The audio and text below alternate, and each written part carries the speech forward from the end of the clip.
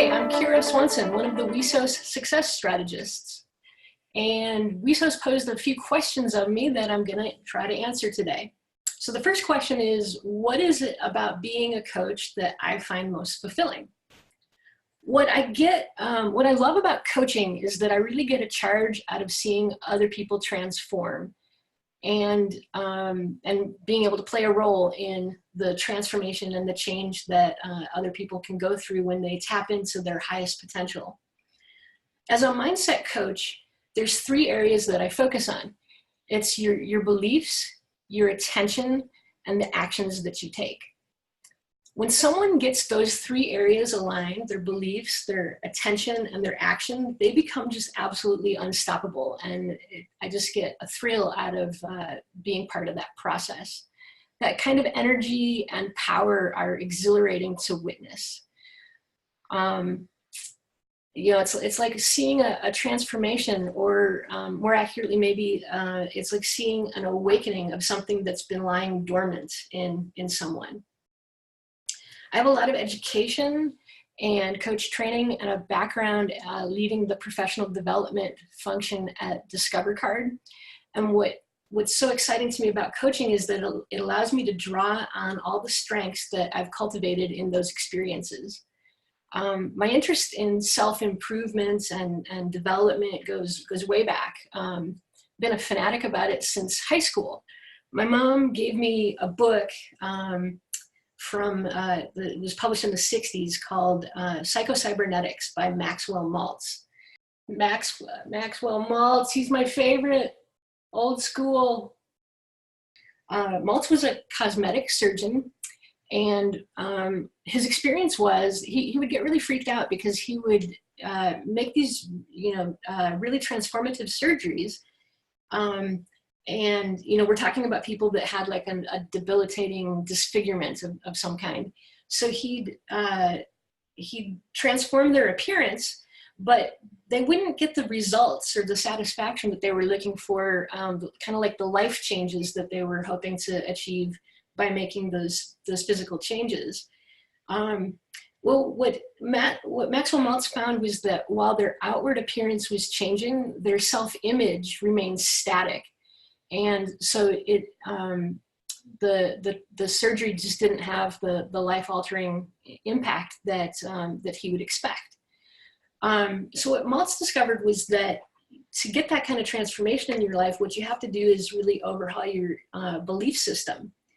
And then he started realizing, well, if that's what you need to do, if you have to do it even if you're having an exterior change, then why not skip the surgery? Why not just go straight to altering your self-image and your internal belief system and get life transformation that way?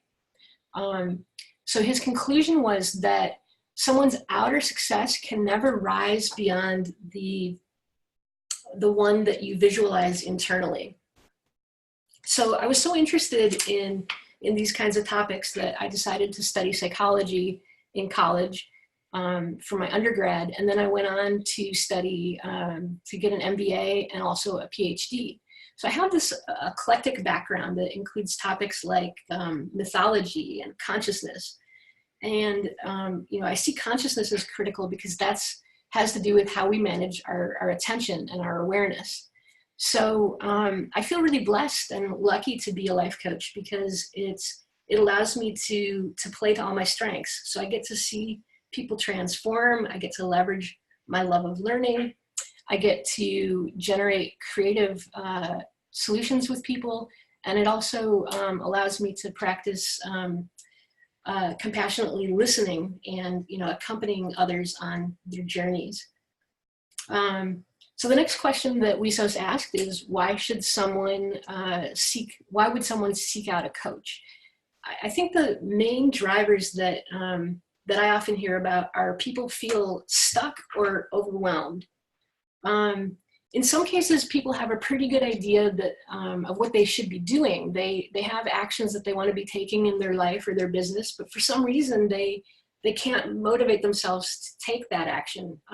So hence they're feeling they have this stuck quality. Another thing that I hear from people is that they don't know what to do. They might be looking for somebody to tell them what to do. That is usually, that lack of clarity is usually an expression of fear. And it can be a type of procrastination, or it could be like an ego defense that is really, what it's really trying to do is to keep us safe. But no progress is really ever achieved unless we're able to step out of our comfort zone and actually do some work. Some people that come to me as a mindset coach do have an intuition that something's out of whack with those three areas that I mentioned. So your beliefs, your attention, and the actions that you take. So they, when people have that insight, that's a real advantage to leverage in the coaching process. But some people aren't even aware that it's a mindset issue. But I'll tell you what, there's certain symptoms that if you're experiencing, it's a mindset issue. So things like procrastination, perfectionism, having a lack of motivation or an inconsistent motivation is another one. It's especially a mindset issue when you're able to motivate yourself in a lot of areas, but you have like a block. There's one area where you just can't get motivated. That's most likely a mindset issue. Time management, feeling like you don't have the time to do the things that you most want to do. That's a mindset issue. And lack of results is often a mindset issue. And they can be addressed by looking at beliefs, where attention is focused, and ultimately what actions people are taking. So what a good mindset coach is going to do is they're going to help you to challenge your thinking. They're going to call you out on your bullshit, and they're going to help bring out your highest potential so that you can finally achieve the dreams that you're looking to achieve in your life. I love this next question. So it's, what's the difference between working with a coach one-to-one and just reading a self-help book? I love a good self-help book. So all about the self-help literature. There are fantastic books out there. And it's probably one of the reasons that I became a coach, my love for that topic. But the thing about a book is it's kind of one-dimensional. There's no interaction there, and there's no feedback loop. And there's actually a little bit of risk when you're not challenging that underlying system and just kind of trying to solve problems at a superficial level. So there's no one to call you on your bullshit. There's no one to challenge your thinking. And what can happen is you can just make some surface changes. And the analogy that I like to make is, what if you're cold? It's already in the 40s here in September, in Portland in September, and I've been cold lately. So, what if you're cold and you go to your thermostat and you're like, oh, it's not working. I want it to say, it says 64. I want it to say 68. And you fix it. And break it open and change it so that it says 68 degrees. Well, that's not going to change the way you feel. You're still going to be cold because it'll still really be 64. Now it's just going to be reading out that it's 68, but the underlying conditions haven't changed. So the reason that why these changes are superficial, or can be superficial when you're just trying to do it yourself via a book, is that you can't see your own thinking, because it's your own thinking. So, it's like trying to see your eyeballs. You can't see your eyes with your eyes. It reminds me of that very famous quote from Einstein: you can't solve a problem from the consciousness that created it. So in order to shift things, you have to shift your consciousness. You have to shift your thinking. And a coach is the way to get outside that space and to get that exterior viewpoint that allows you to go beyond the superficial change. WESOS also wanted to know why I wanted to be a success strategist. So the main thing is I love my WESOS sisters, and I saw this as a way of being of service and also getting to know more sisters.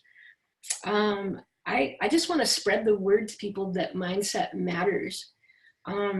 your mindset is one of your most valuable, or I think it's the most valuable business asset that you have, but most of us don't know how to leverage it. We were never really taught a lot of this stuff.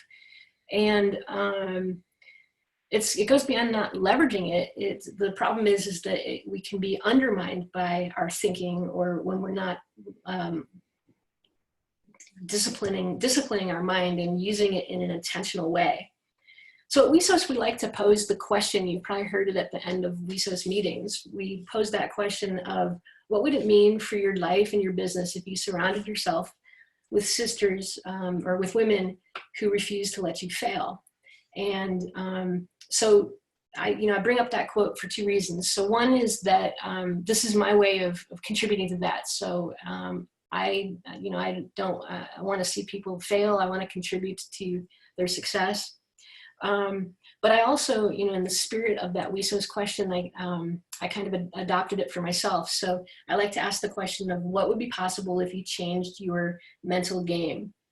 We didn't get an owner's manual for these beautiful and miraculous minds that we have. Our minds are our most important asset, and with mindset coaching, you can learn how to better leverage yours to create the results that you're looking for. So that's it. I have one more thing. I've got a free gift that I want to give to you, which is my Banishing Your Limiting Beliefs workbook. You can get that at kiraswanson.com/limiting-beliefs. And also take advantage of the Success Strategist's free coaching session. So you can sign up for a free session with me. And if you have any questions, you can email me at kiraswanson.com, and Kira is spelled Kira. Thanks so much.